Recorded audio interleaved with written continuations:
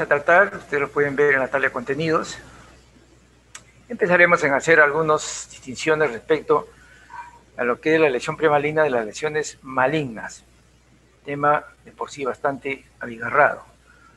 En primer lugar, lo que es la hiperplasia endometrial con su CIE-10 respectivo, es un proceso complejo de crecimiento exagerado del endometrio.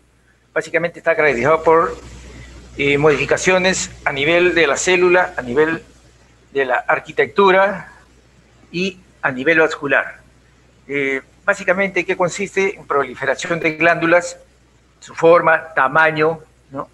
Generalmente irregulares. Se pierde la relación glándula-estroma si nosotros lo comparamos con un endometrio proliferativo normal. Básicamente esa es la principal diferencia. Puede ser difuso y a veces no afecta a toda la mucosa. Lo cierto es que es una proliferación básicamente debida a la acción de los estrógenos sin oposición de la progesterona. Empezaremos por clasificar las hiperplasias. Hay muchas clasificaciones, pero vamos a remitirnos a la más antigua, una de ellas, la del GLS, del año 77, en donde divide las lesiones en dos tipos, ¿no? Benignas y precursoras. Lo más saltante está en la hiperplasia glanduloquística, la hiperplasia adenomatosa, dentro de esta clasificación que se trata en muchos libros, bastante antigua. Esta posteriormente fue modificada en el año 94, entre otras, por la OMS, y básicamente a qué hace alusión a 4 tipos: hiperplasias simples complejas, cada una con atipia y sin atipia. La progresión a cáncer, como es entendible, la simple en 1% y la compleja con atipia 29%. O sea, aquí lo importante son las hiperplasias con atipia. Si hacemos una comparación, la hiperplasia simple de esta clasificación corresponde a la hiperplasia simple clásica, ¿ok? Y la compleja es la que corresponde a la adenomatosa. Eso es lo que hay que tener muy en cuenta. Lo cierto y evidente es que se sabe que esta clasificación, aún la del 94, es básicamente de un carácter descriptivo, más cualitativo que cuantitativo, y lo importante es que se presta interpretaciones de tipo subjetivo. En el año 2014 se propone un nuevo sistema basado en características genéticas, moleculares y morfométricas. ¿Cuál era la ventaja? De que era más reproducible y básicamente predictiva de resultado clínico. O sea, se podía los conceptos generalizar y ser utilizados por todos.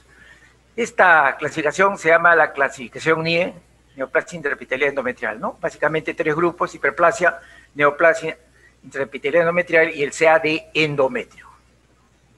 Esta clasificación tiene criterios morfométricos, o sea, de medida, ¿no? De medida por computadoras de las imágenes de todos los cortes que se hacen a nivel de las células técnicamente comprometidas con hiperplasias con atipia, y se correlaciona con los resultados clínicos.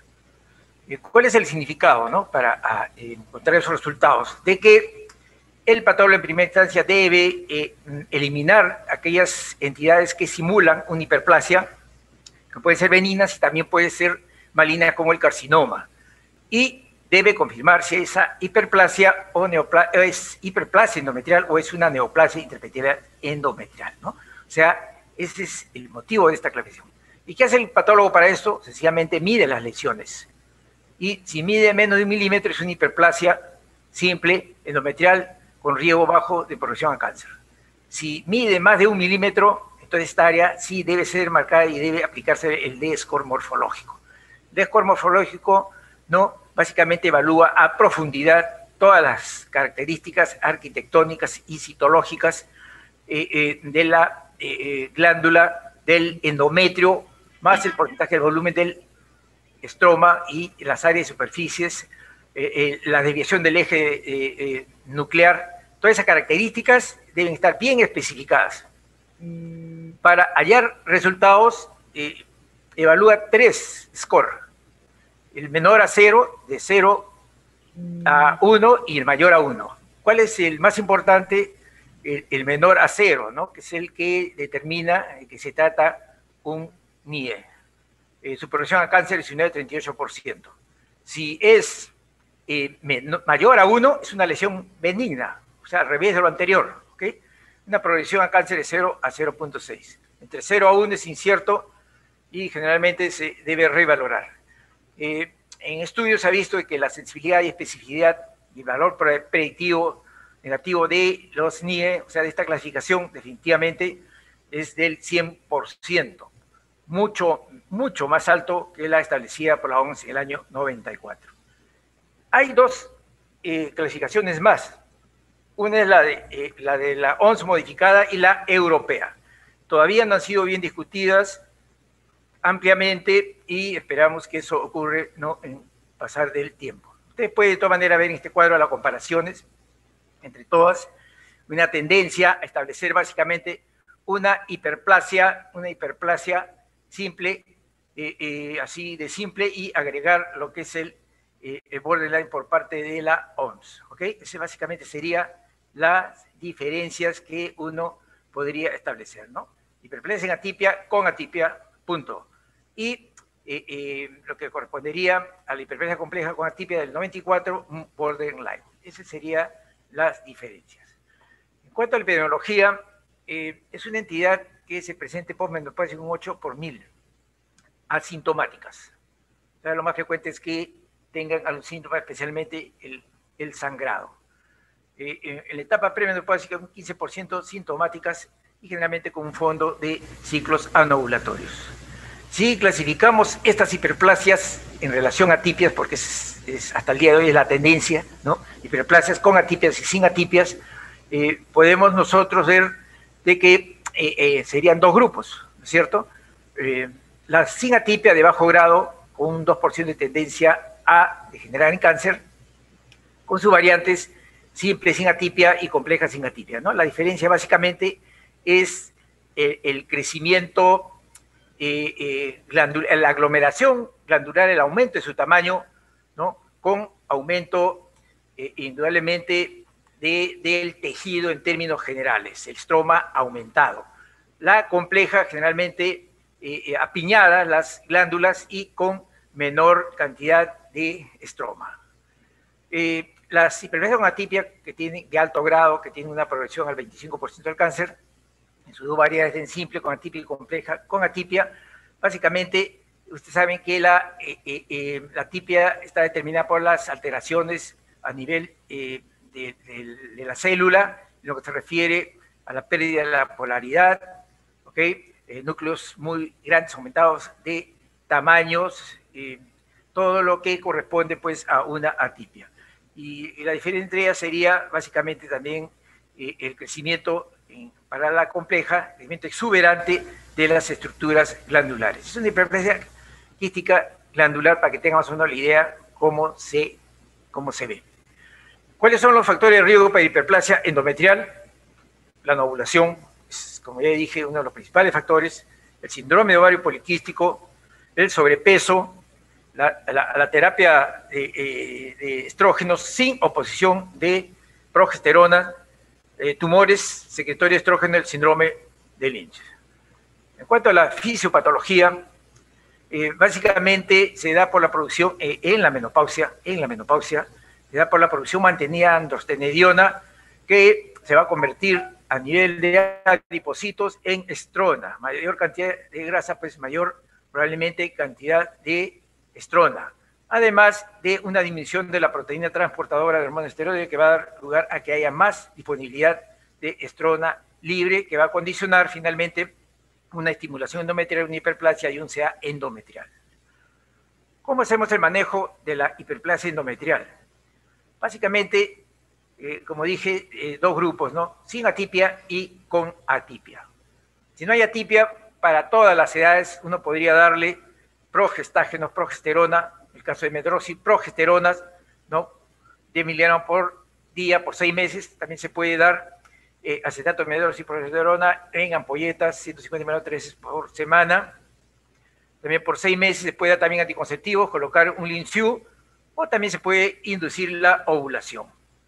En la hiperplasia con atipia, las que tienen la familia completa, sacarle el útero.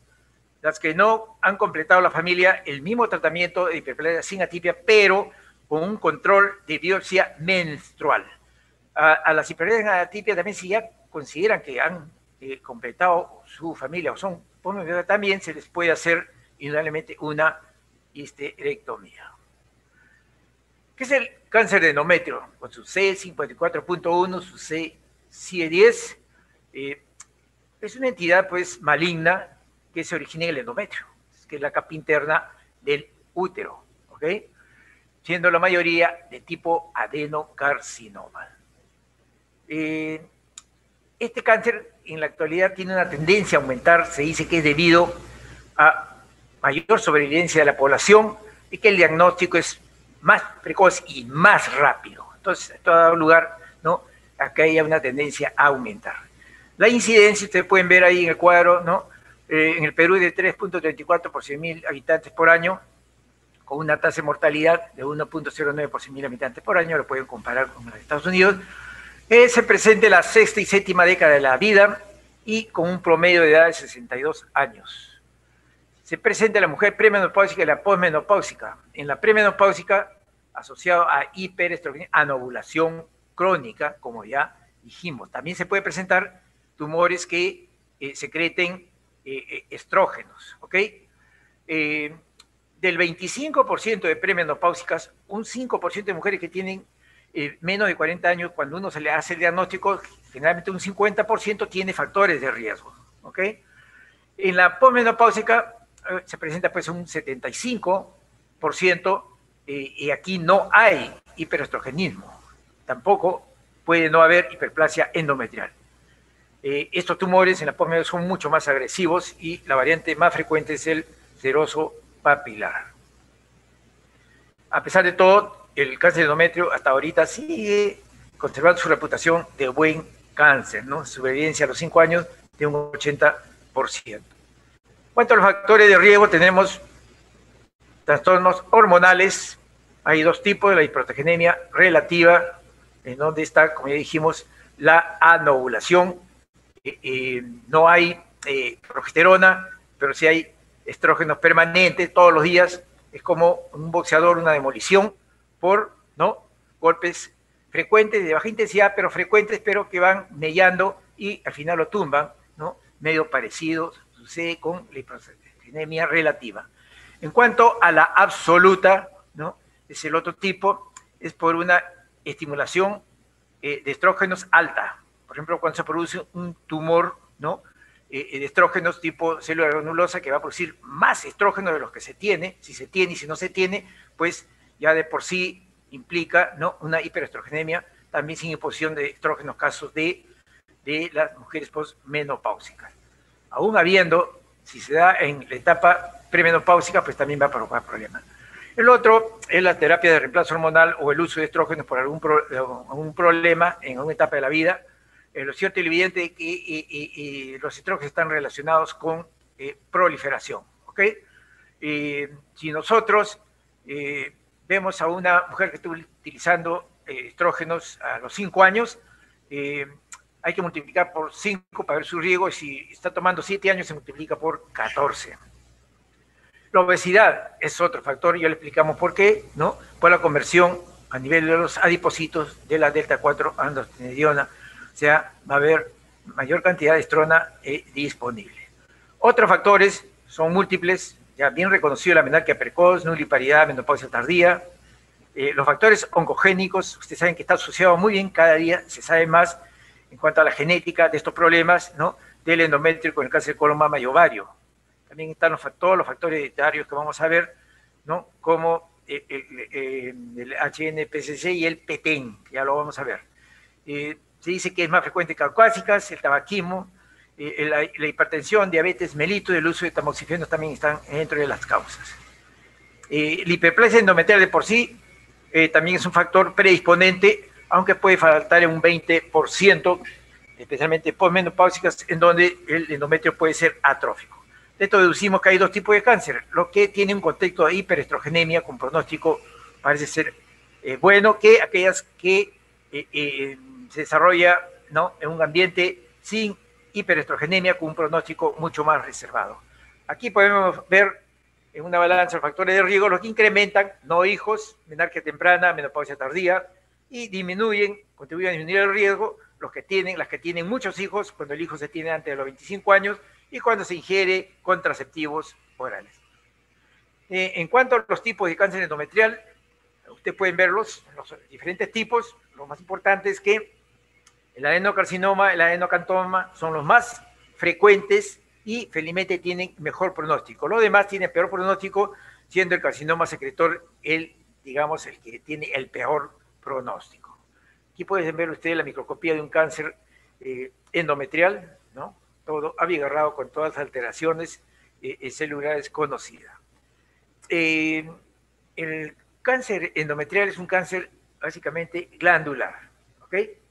75%. Y básicamente son de tipo endometrioide con pequeños focos de cáncer escamoso.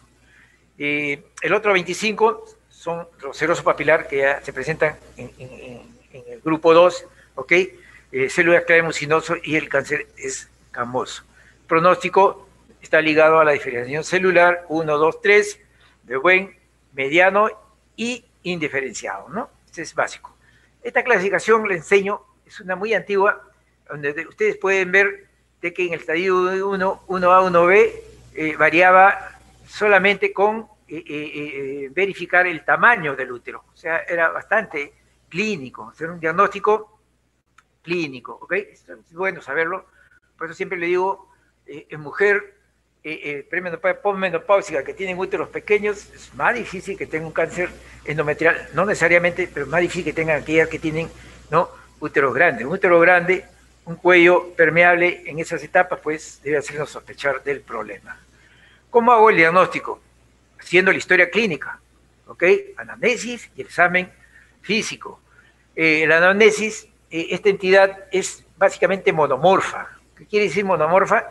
Que se presenta básicamente por sangrado, o sea, hemorragia uterina anormal, 95% de los casos. Hay otros síntomas, pero ese es el básico. Puede haber hidroleucorreas, colorcito rosado, puede haber piómetras, ¿ok? En la anamnesis hay que tener muy en cuenta los antecedentes ginecostétricos, preguntar por la familia, ustedes saben, carácter familiar y genético que puede verificarse en estas entidades, ¿ok? En la exploración general hay que valorar, pues, el índice de masa corporal, el sistema cardiovascular y metabolismo de los hidratos de carbono, porque hemos visto que son factores de riesgo, ¿no? Todo esto va finalmente a condicionar los tratamientos a darle a la paciente. En la exploración ginecológica puede ser normal. Como ya dije, de repente, pequeñas características en el tamaño y la consistencia. En cuanto a la especuloscopía, un cuello sano, en el tacto abdominal puede encontrarse todo normal, ¿no? Anexos, de repente, también normales, o en algunos casos son pequeños quistes con una historia muy crónica. Como exámenes complementarios, la prueba con progestágenos en posmenopáusicas, dando 8 días progestágeno, y se considera que es positiva la prueba si comienza a sangrar la paciente. Esto indica que hay estrógenos, y responde con sangrado. Si responde, pues hay que hacerle, ¿no?, controles seriados, ecografías, histeroscopías para ver el tamaño del endometrio. Si es mayor de 4 y no hay factores de riesgo, habrá que evaluarla, permanece cada 3 años y este diagnóstico se debe mantener y en evaluación hasta los 70 años más si la paciente lo autoriza.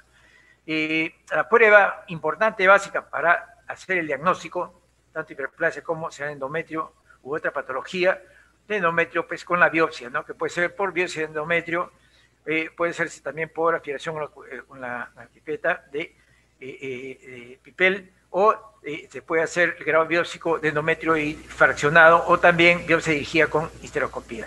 Las indicaciones: mujer mayor de 40 años con hemorragia uterina normal, o mujer menor de 40 que tenga factores de riesgo para hiperplasia endometrial.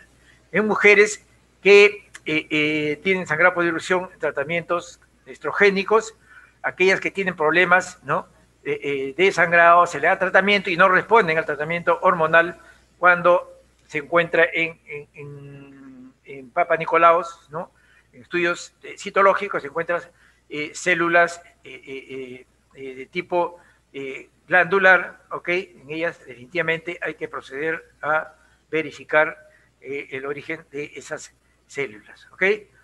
Es como se hace un legrado, ¿no? Un legrado biópsico, ¿ok? Es importante saber, es como un legrado para un aborto, exactamente igual. En la mujer posmenopáusica, el cáncer endometrial tiene que someterse a un diagnóstico diferencial con el cáncer cervical, terapia de reemplazo hormonal, endometrios atróficos que sangran, hiperplasias, vaginitis, tumores, productores de estrógenos, sarcomas de útero. También se puede utilizar, como dijimos, la confirmación citológica con los frotis cérvico-vaginales y endocavitarios.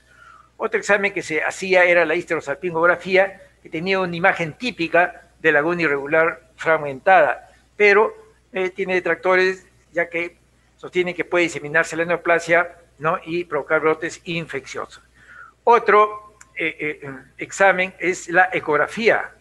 En no menopáusicas, un endometrio que mida más de 15 centímetros en cualquier fase del ciclo es sospechoso.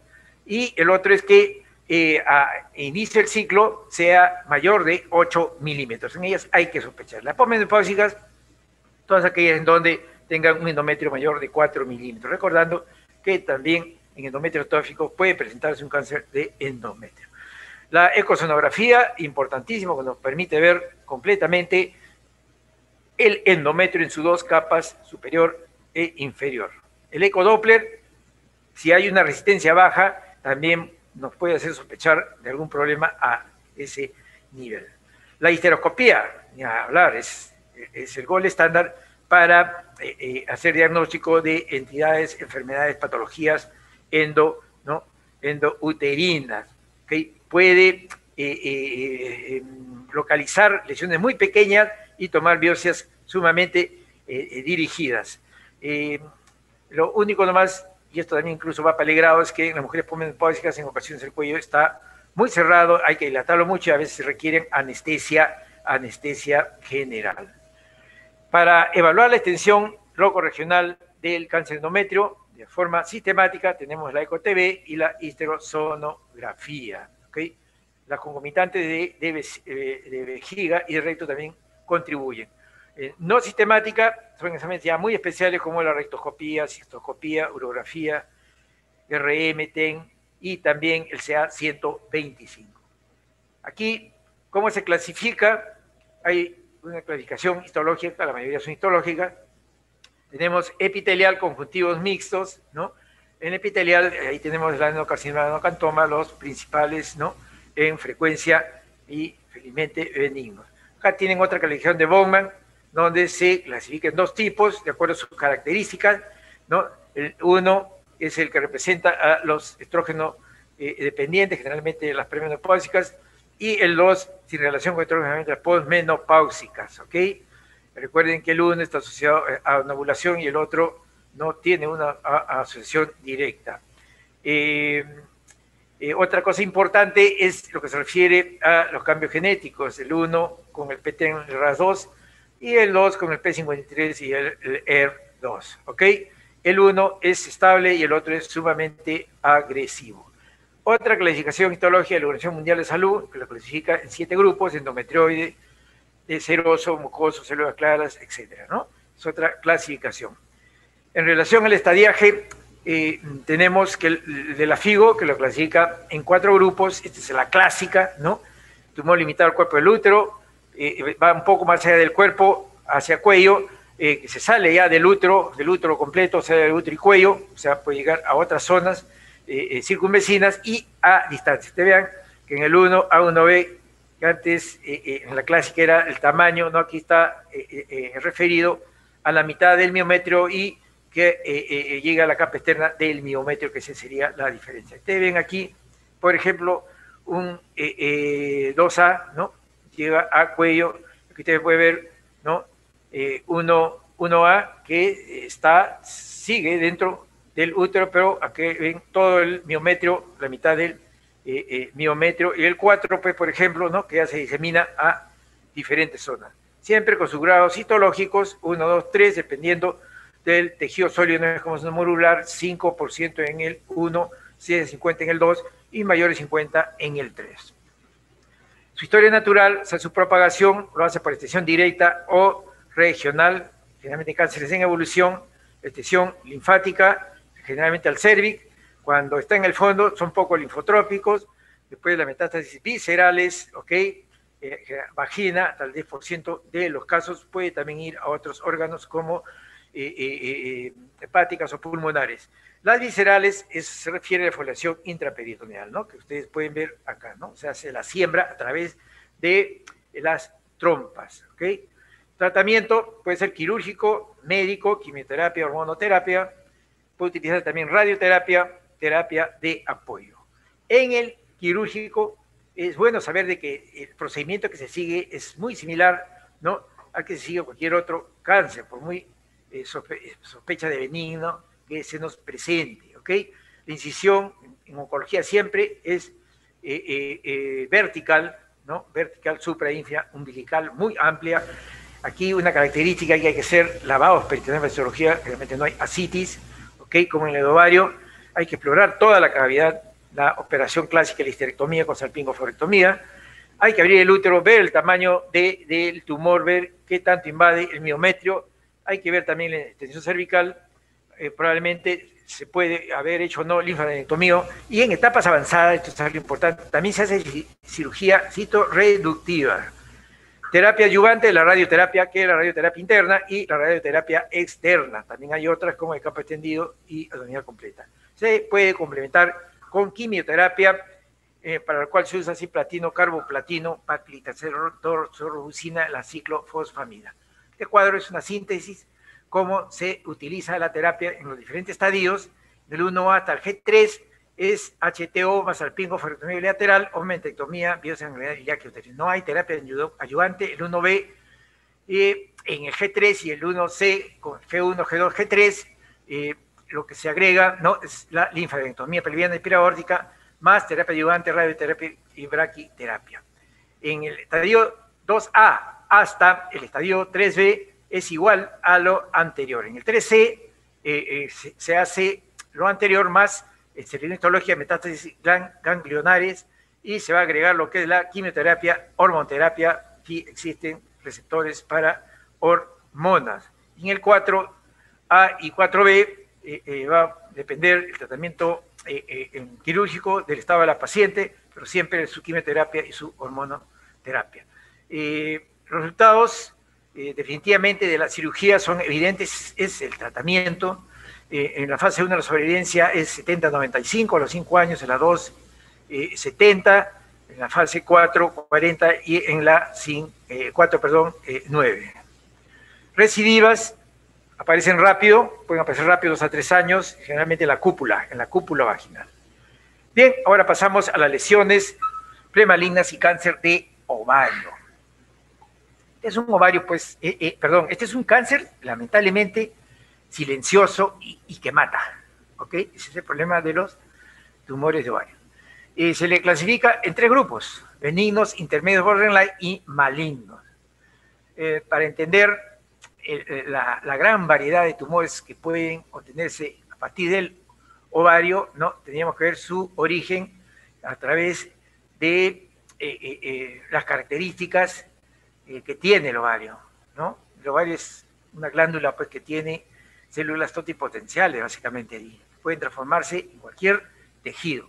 Básicamente se tiene en cuenta lo que es la superficie, ¿no?, el estroma, la superficie, las células germinales y las células de los cordones sexuales estroma, ¿no? Esa es la variedad que da. Lo otro importante es que, y cuando uno habla de ovarios, que muchos de los cánceres epiteliales de ovario, como los serosos de alto grado, se originan del epitelio de las trompas de falopio.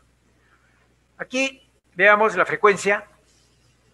Los de la superficie epitelial se presentan un 65 a 70%, son los más frecuentes, ¿ok? Los otros son mucho menos frecuentes comparados con los de la superficie epitelial, o sea, los tumores de ovario epiteliales. Los cordones sexuales son los menos frecuentes. Los epiteliales también son los más malignos, son los que más se malignizan. En cuanto a la edad, Los epiteliales se presentan generalmente mayores de 20 años. Las células germinativas entre 0 y 25 y los cordones sexuales a cualquier edad. Cuando uno habla de patogénesis hay que recordar, ¿no?, de que en la fase folicular y lútea del ciclo ovárico tienen un gran componente angiogénico. Entonces ya ustedes pueden deducir por ahí, ¿no?, cómo puede funcionar la patogénesis de los tumores. Por otro lado, se ha identificado una gran cantidad de anormalidades moleculares en los tumores ováricos. Ustedes pueden ver la gran variedad, lo que resaltan, ¿no?, la mutación del P53, 50%, el HER2 y los genes BRCA1 y el BRCA2, ¿no? El BRCA1 con 20% de riesgo y el BRCA2 con 10 a 35% de riesgo. El BRCA1 también es el más maligno. Otra característica que se transmite por el padre o la madre, y cuanto más familiares hayan con historia de cáncer, entonces la incidencia para esa persona va a aumentar. Frecuente judío hasta el 40% en el grupo Eskenazi, ¿ok? Y solo un 5% en no judíos. O sea, los judíos tienen esa predisposición. ¿Qué son los borderline? ¿Ok? O sea, los premalignos. Tiene un comportamiento pues intermedio entre benignos y malignos. Parece y no parece, ¿ok? 15% de todos los tumores ováricos. Su mayor frecuencia, más o menos, los 40 años. Felizmente se diagnostican precozmente. Lo más frecuente es el seroso y el mucinoso. 10 años antes que un cáncer generalmente se presentan. Los factores epidemiológicos son similares para el cáncer invasor. No invaden el estómago de esta característica. Son básicamente intraperitoneales más que retroperitoneales. Pueden ser muy grandes, muy pequeños, pueden ser localizados, focalizados, pueden ser muy extensos, pueden tener implantes, pueden tener no implantes, pueden tener compromiso ganglionar, como no. ¿Okay? O sea, son muy variados. Para llegar a su diagnóstico hay que verlo como algo maligno, más vale pensar malo que bueno, y hacer la laparotomía y estadificarlo, ¿ok? Igualito que un cáncer invasivo. Su tratamiento al final va a ser también quirúrgico, y además, por lo dicho, que preoperativamente uno no lo puede identificar, no lo puede identificar. A veces hay que hacer biopsia por congelación, determinarlo, y finalmente determinar qué cosa es. Cuando se descubren jóvenes, ¿no?, estadio 1, solamente sacándole el ovario está terminado el problema. Cuando son muy adultas, estadio 3, 4, hay que ser igualita, ¿no?, que una paciente que tiene un cáncer determinado, ¿ok? Eso es lo que tiene que tenerse en cuenta. Aquí, como hemos estado diciendo, los tumores de origen epitelial, los más frecuentes. De ellos, ¿cuáles son los más frecuentes? Indudablemente el más frecuente es el seroso, con 75%, el mucinoso con el 20%. Los demás son raros. Fíjese cada uno cómo se manifiesta, ¿no?, qué es lo que semeja a qué epitelio. El endometrioide a veces se asocia a endometriosis o cáncer de endometrio. En el mucinoso, generalmente, ¿no?, se identifica nido de células de Waltar, el CA siendo bien poco elevado y son quimioresistentes. En el cerebro papilar alto y bajo, aquí quizás es lo más importante, de ver que el de alto grado deriva también, aparte del epitelio tubárico, epitelio ovario, del peritoneo. Es el más común. Hay presencia de cuerpo de samoma y está aumentado el CA125. Células claras es el más quimioresistente y en su citoplasma se observa glucógeno e hipercalcemia. En cuanto a histogénesis de los tumores de las células germinales, fíjense cómo se deriva de una célula germinal primordial, básicamente dos tipos, de germinoma, que es sui generis, y de carcinoma embrionario. El carcinoma embrionario se deriva todos los demás, ¿no?, dependiendo del tejido extraembrionario y embrionario. Del extraembrionario, el saco vitelino, tenemos el seno endodérmico, trofoblasto, el coriocarcinoma no gestacional, y en el embrionario, pues los teratomas, pues no los dos teratomas, el maduro, inmaduro, o sea, el quístico o sólido. Aquí, viendo cómo es cada uno, básicamente lo más frecuente, el digerminoma es el más común. Luego le sigue el teratoma y el tumor seno endodérmico, el tercero más común. El digerminoma generalmente es bilateral, los otros generalmente son unilaterales, ¿ok? El digerminoma es sólido, los otros pueden ser quísticos, pueden ser lobulados, etcétera, tienen otro tipo de apariencia. El grupo de edad, el digerminoma en menores de 20, seno endodérmico prepuber, y el teratoma en menores de 20 años. Cuando uno hace el diagnóstico, generalmente, felizmente, los diagnostica tempranamente un casi 70 a 50%, ¿no? Eso es lo importante. Ustedes vean la variedad de tumores que existe, como se dice, para todos los gustos. Aquí ustedes pueden ver la histología de una neoplasia borderline endometrioide. Aquí una neoplasia borderline mucinosa, ¿no? Eso se encarga, indudablemente, de decírnoslos el patólogo. Bien, en cáncer, de acuerdo a definición del cáncer de ovario. Hablo poco de la incidencia porque en realidad cada país da su incidencia, no es muy precisa, ¿ok? Te dice, por ejemplo, acá que es la segunda neoplasia maligna ginecológica más común en los países desarrollados y la tercera neoplasia maligna más común en los países en desarrollo. Cáncer de cuello es más común. Otros sale que es el quinto, el tercero, el primero. Es bastante bien variado, ¿no? Lo importante es en nosotros qué ocurre, ¿ok? En Estados Unidos, causa más común de muerte por cáncer ginecológico. Ustedes pueden ver ahí unas células de cáncer de ovario a microscopio electrónico. Aquí, vista de cáncer, ¿no? De todo tamaño, ¿okay? De todo tipo, que es muy variado en realidad, ¿no? La oncología que nos ofrece el ovario, ¿no? Es bastante bien variado. En cuanto a la epidemiología, también entre la sexta y séptima década de vida, igual que el del endometrio, es muy parecido. Es más frecuente en posmenopausia que en premenopausia, igualito que el endometrio. En Estados Unidos, 3%, dicen, ¿no? En ellos una población general de 1 en 70 mujeres, más de 200.000, y 50 muere, ¿ok? O sea, sobrevive 5 años con tratamiento, mayor de 45%, mayor de 45%. Quinta causa de muerte por cáncer en mujeres allá, en población blanca, inicialmente es asintomático, ese es el problema. Se dice que un 60-70% ya son diagnosticados en etapa avanzada. En nuestro país eso se ve frecuentemente, ¿okay?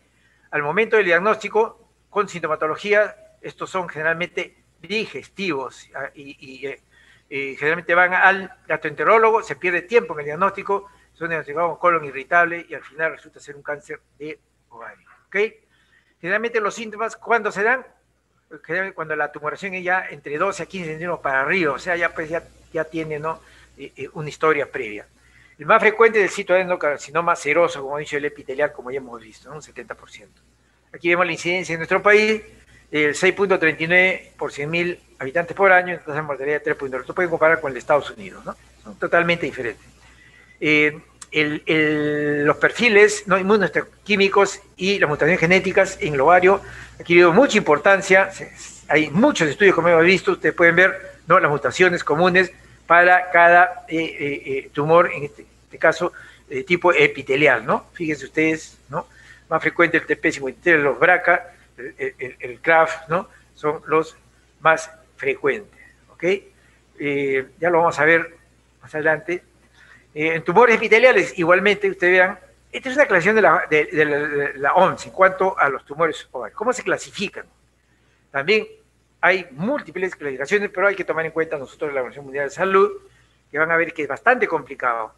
Lo divide en tumores epiteliales en primer lugar, ustedes ven, ahí están lo que hemos conversado, los serosos mucinoides endometrioides, células claras, Brenner, y así va agregando cada vez más tumores, ¿no? Aquí están las tres categorías, los benignos, borderline, maligno. O sea que para cada tumor epitelial benigno le corresponde un borderline y un maligno. Aparte tenemos los carcinomas indiferenciados, que no entran en ninguna de estas clasificaciones. Continuando con esta clasificación tenemos los mesenquimales, los epiteliales mixtos, de estroma del cordón sexual, cada uno clasificado puros y mixtos, generalmente los clasifica así, tumores de las células germinales, otro que surgen de los quistes dermoides, sus variedades, o sea que dan cualquier tipo, ¿no? El cuerpo, cabello, uña, diente, etcétera, puede simular una tiroides, etcétera, etcétera. Tenemos lo del estroma del cordón sexual de células germinales, ahí están los gonadoblastomas.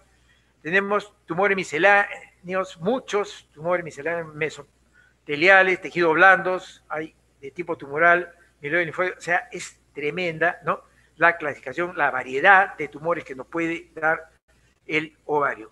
Aquí, en este caso, vemos las características, ¿no?, del cordón sexual, el fibroma tecoma, células Sertoli ladies, si vemos con la clasificación anterior, pues acá hay mixtos y hay también puros correspondientes. ¿Cómo se les determina? Con sus marcadores, quién sabe los más resaltantes, aquí el filoma con su CA125, ¿ok?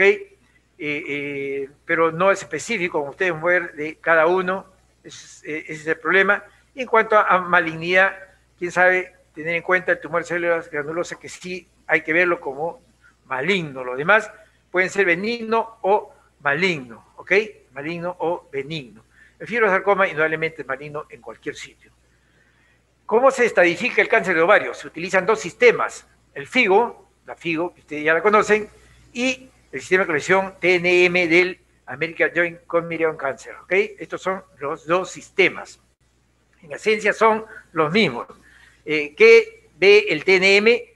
El tamaño del tumor, la propagación en los ganglios linfáticos adyacentes y la propagación a distancia. Entonces, el TNM. ¿Por qué hago alusión al sistema AJCC? Porque es el más reciente, ha entrado en vigor recién en enero del 2018. ¿No? ¿Qué estadifica junta? Como si fuera de un solo origen el cáncer de ovario, trombo falopio y cáncer peritoneal primario. O sea, como que el ovario puede originarse, como también lo dije, del de falopio o del peritoneal. ¿Ok? Esta es la clasificación. Vean, acá está el sistema, el American, y aquí tenemos el FIGO. ¿Ok? A cada uno le va correspondiendo, ¿no? Se va correspondiendo y se van haciendo por las etapas. ¿Ok? Los números y la letra después del TNM, ¿no? Cuanto mayor es el número, quiere decir que más avanzado. ¿Ok? Eso es lo que significa. Esto, como ya dije, se combina, ¿no? Se agrupa y nos va a dar las etapas. La evaluación de las etapas se puede hacer de modo quirúrgico, la hace el patólogo, no le lleva una muestra, o también una clínica cuando no se cuenta con una cirugía de inmediato, no tiene que darle una etapa en base a que el examen médico puede hacerlo a través de una biopsia o también con las imágenes que se han realizado antes de la cirugía. Otra clasificación también es tipo 1, tipo 2, parecido al endometrio, ¿no? Donde el tipo 1 es el crecimiento lento, se le diagnostica más tempranamente, ¿no? De mejor pronóstico. Y el 2, el crecimiento rápido, un pronóstico pobre y generalmente se le diagnostica muy tardío. La diferencia, ¿no? En este es que fíjense, los que incluye y los que incluye. Este tipo 1 se asocia a mutaciones del P53, perdón, tipo 2, P53 y el BRCA1. Los grados histológicos son parecidos a los del endometrio, grado 1, 2, 3, ¿no? Bien diferenciado, moderadamente y pobremente diferenciado. ¿Cómo se disemina el tumor epitelial del ovario peritoneo? A través de vía parecido también al endometrio, transelómica, linfática, vía directa y hematógena a distancia. La transelómica, ¿no? Se refiere a la diseminación que hace ahí, entre los órganos intraabdominales de Piplon, debajo del diafragma, en el mismo peritoneo. Linfática, a través del sistema paraórtico, de la ilíaca interna, ¿no? Sin inhales. En cuanto a la directa, se propaga ahí localmente al útero, trompas, a recto sigmoides, pelvis. Hematógena a distancia, hígado, pulmones, cerebro. ¿Cómo se manejan las tumoraciones ováricas? Hay una antigua clasificación, cómo yo manejaba a los ovarios. Aquí tendría que incluir a los benignos, que creo que tratan en otra clase, no me acuerdo. Generalmente se decía, pues, ¿no? Todo tumor sólido, la parotomía a cualquier edad. Un tumor quístico en prepúberes y en posmenopáusica, bueno, hay que hacerle todos los estudios posibles, ¿ok? Y también probablemente sea una laparotomía. El asunto era para mujeres en edad fértil, en donde hasta 5 centímetros se observaba si era quístico, ¿ok? Y mayor de 5 había que hacerle pues una laparotomía, ¿ok? Yendo exclusivamente a cáncer, hay que recordar que en la etapa premenopáusica el incidencia es un 13% y en la posmenopausia un 45%, lo que da pie a lo que ya lo dije, ¿no? O sea, la posibilidad de malignización aumenta directamente con la edad. Aquí tenemos, por ejemplo, un índice morfológico para verificar si es benigno o maligno. Utiliza una serie de parámetros, generalmente todos ecográficos. Lo importante del manejo, ¿no? Es hacer el diagnóstico del cáncer ovario, estadificarlo y ver en qué etapa está. ¿Cuál es la importancia de la estadificación? Me permite ver qué tanto se ha propagado y a qué distancia el cáncer. Y la etapa para ver qué tan grave, ¿no? Qué tanto de cáncer hay y qué tan grave es el cáncer, ¿no? Para eso sirve la estadificación. Entonces, lo importante finalmente es ver si yo puedo hacer un diagnóstico precoz del cáncer ovario. Hemos dicho que es muy difícil hacerlo. Para ver si se puede hacer hay que conocer la historia natural de la evolución de un cáncer, ¿no? Recuerden que estas son las fases de evolución de un cáncer. Y lo ideal sería, como se dice, diagnosticarlo antes que se haga clínico en la etapa preclínico, ¿no? Ahí es hacer un diagnóstico precoz. Entonces, ¿qué buscamos con hacer un diagnóstico precoz? Que el diagnóstico de estadio 1 se haga, ¿no? Del 25 que es, se llega al 75%. Esto va a contribuir a que disminuya nuestra alta mortalidad, que tenga una mejor calidad de vida, si se le dice siempre antes, y los costos también definitivamente van a disminuir. Lo otro es si se puede hacer screening. Bueno, hasta hace poco pues se decía que no puede hacerse, ¿ok? Algunos dicen, bueno, se hará selectivo. Entonces, selectivo significa que ver a quién se le hace qué edad y qué frecuencia. Algunos dicen que sí se puede hacer, para esto se utiliza la ecografía, el CA-125, y se tienen en cuenta los antecedentes como mujeres que han tenido uno o más familiares de primer grado con cáncer de ovario, paciente con síndromes familiares, ¿no? Que incluye cáncer de ovario como la mutación del BRCA1, síndrome de Leucrameni, el Lynch, paciente con antecedentes personales de cáncer de mama. Pfizer estableció un sistema ya hace muchos años de exploración clínica, más haciendo ecografía en pacientes que tenían cáncer de ovario cada 6 meses, empezando a los 25 años. Actualmente tenemos métodos de screening para cáncer de ovario y utiliza, ¿no?, todos estos mecanismos que ustedes ven, 2, 3, 4, 5. El examen pélvico anual de rutina, al igual que para mama, al igual que para el cuello, hacerle su ecografía transvaginal, su marcador tumoral, el 125, el H4, el 19.9 y el 15.3. También se utilizan los patrones proteómicos y el screening multinodal. En la historia clínica, la anamnesis es importantísima, ver su historia de infertilidad, endometriosis, ¿no?, la de la menarquia, menopausia, la historia de qué pacientes o qué familiares tienen cáncer de ovario, de útero, mama, colon. El examen físico, el índice de masa corporal, un buen examen, sistema linfático, mamas, abdomen, ver si hay ascitis, si hay tumoraciones, examen pélvico, si hay masas, también el recto vaginal para ver si no hay problemas a ese nivel. Hemos dicho que los síntomas casi no existen en estados muy avanzados y son abdominales, como ustedes lo pueden ver, y gastrointestinales casi fundamentalmente. ¿Okay? Puede haber otros como urinarios, o sea, de órganos dependientes de los circunvecinos, pero ya muy avanzados. ¿Okay? En cuanto a exámenes auxiliares, el estudio por imágenes, tenemos la ecografía, la abdominal para tumores abdominopélvicos, la ecografía transvaginal para tumores intrapélvicos, el Doppler para ver potencial de malignidad, la tomografía para linfoadenopatía, metástasis, la resonancia para extensión peritoneal, tórax, perfusión pleural para diseminación.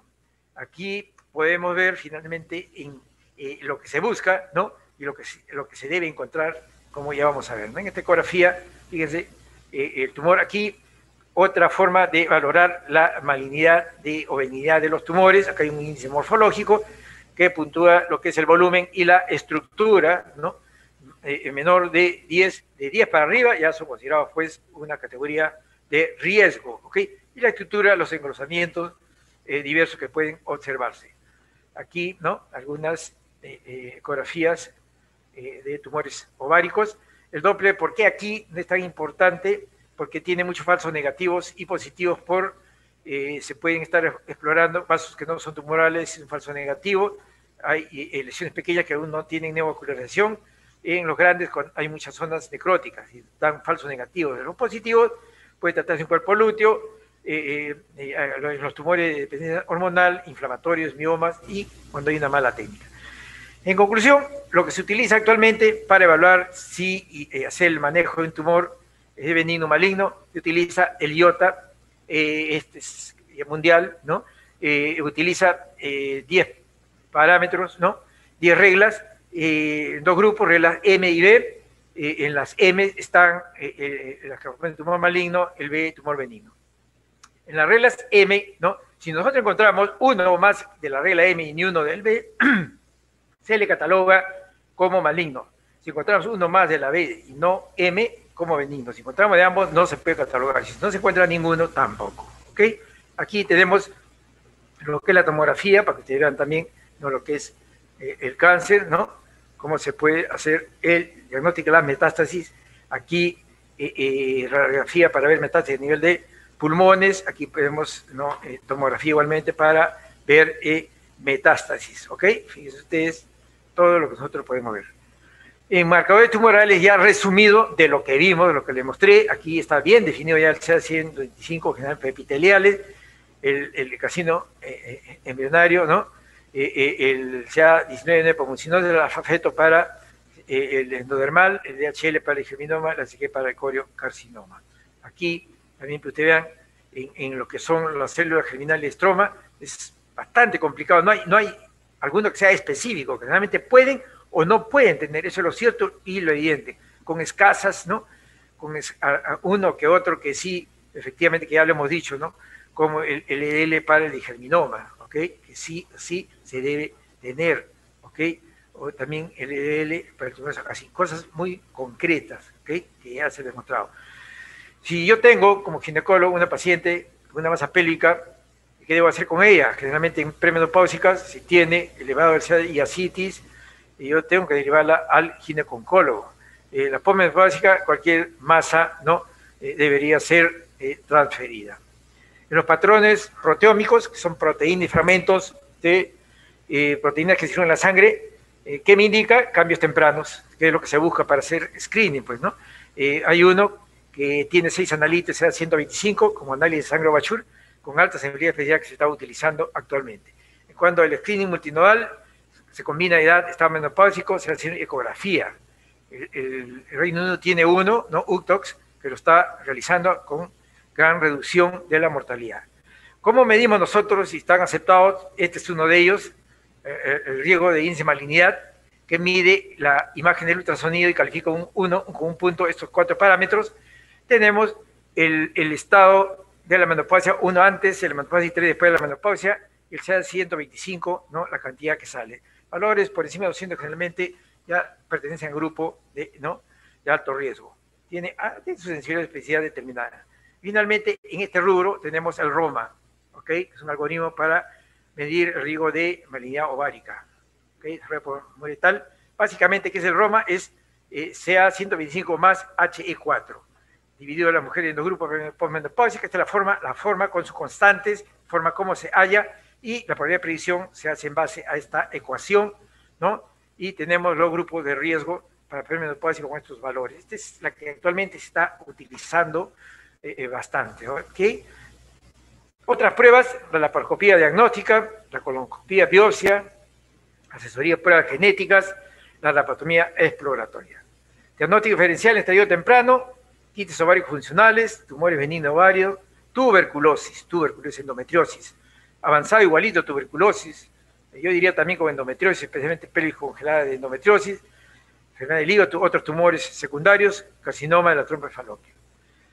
El tratamiento se puede hacer con cirugía, quimioterapia, terapia hormonal y radioterapia. También hay una terapia dirigida, como vamos a ver. El manejo debe ser interdisciplinario, debe dirigir el gineconcólogo. Recordar que, independiente de un tratamiento adecuado, el pronóstico para este cáncer de ovario no es bueno. Sobre los 5 años, de 40-50%. En cuanto al tratamiento quirúrgico, tiene como base la estadificación.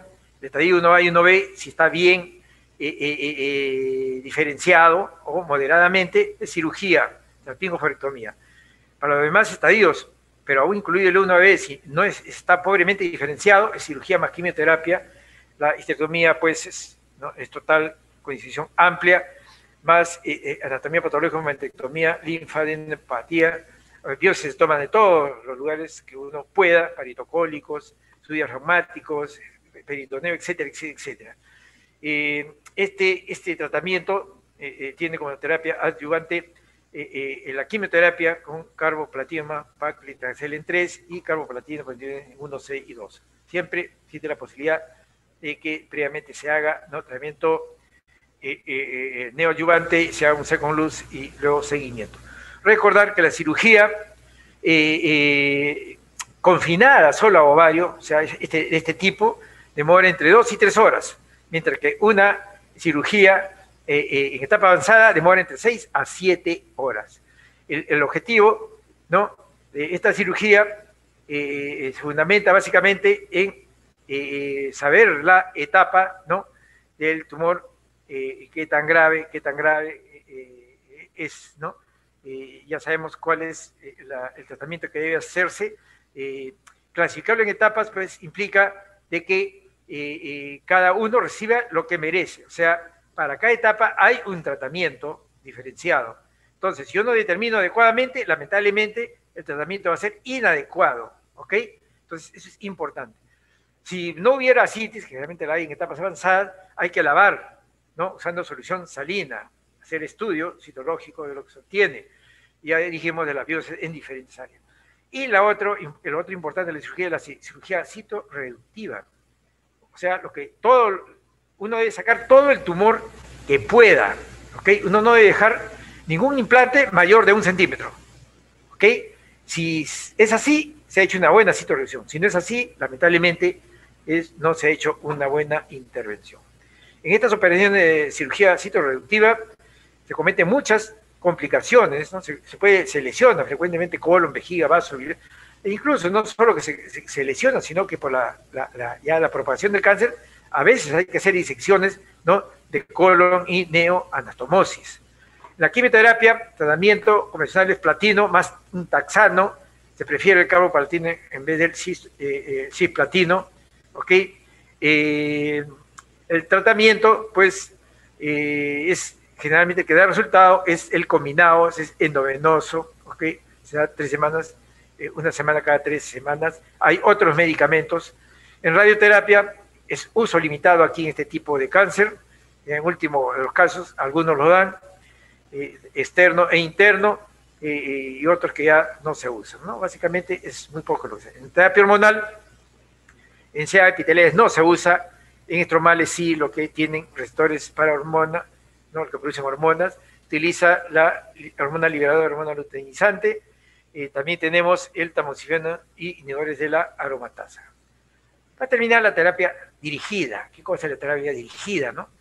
Básicamente identifica y ataca a las células cancerosas, y a las normales generalmente no les hace daño, ¿no? Ese es el ideal, ¿no? Ese es el ideal. Tenemos el bevacizumab, que inhibe la angiogénesis, impide que el tumor avance, ¿no es cierto? Se da en infusión cada 2 a 3 semanas. No es que cure, ¿no? No es que cure ni aumenta la sobrevida, sino que lo mantiene, ¿no?, ahí estable. Luego tenemos los inhibidores del PAR, ¿no?, que son inhibidores de la poliribosa polimerasa. Esta es una enzima no involucrada en la reparación del ADN en las células dañadas, ¿ok?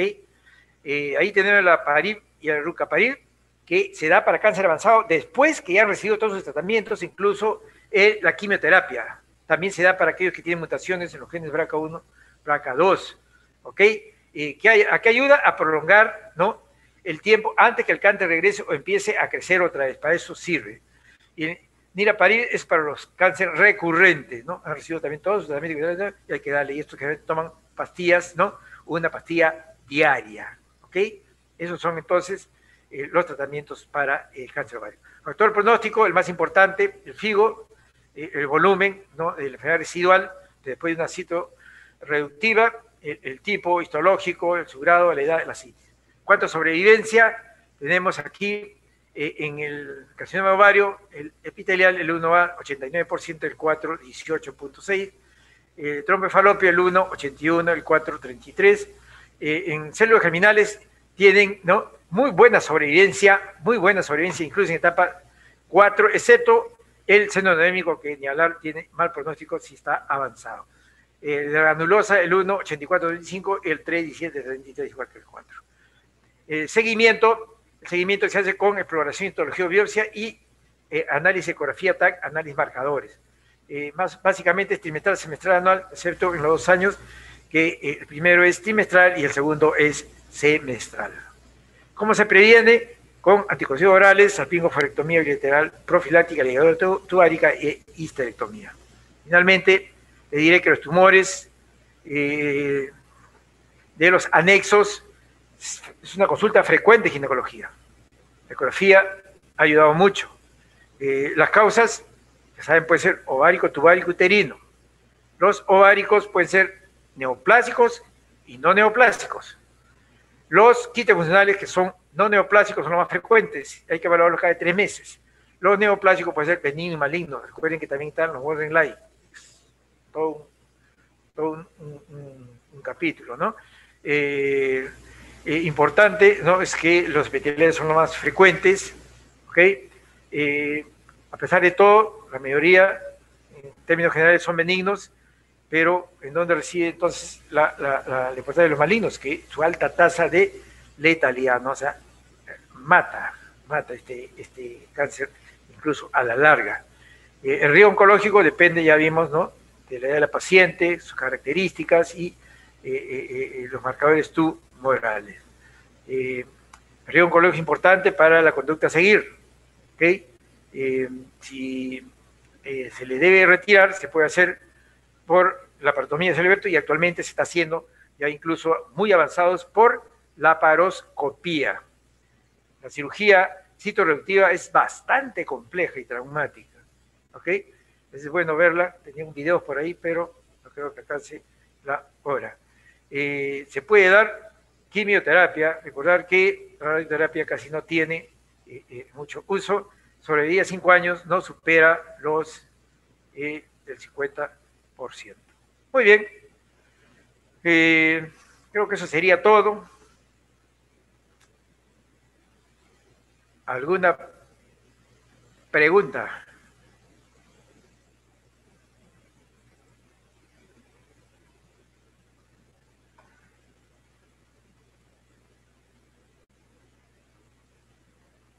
¿Hay preguntas? Bien. Si no hay preguntas, daremos por terminada la clase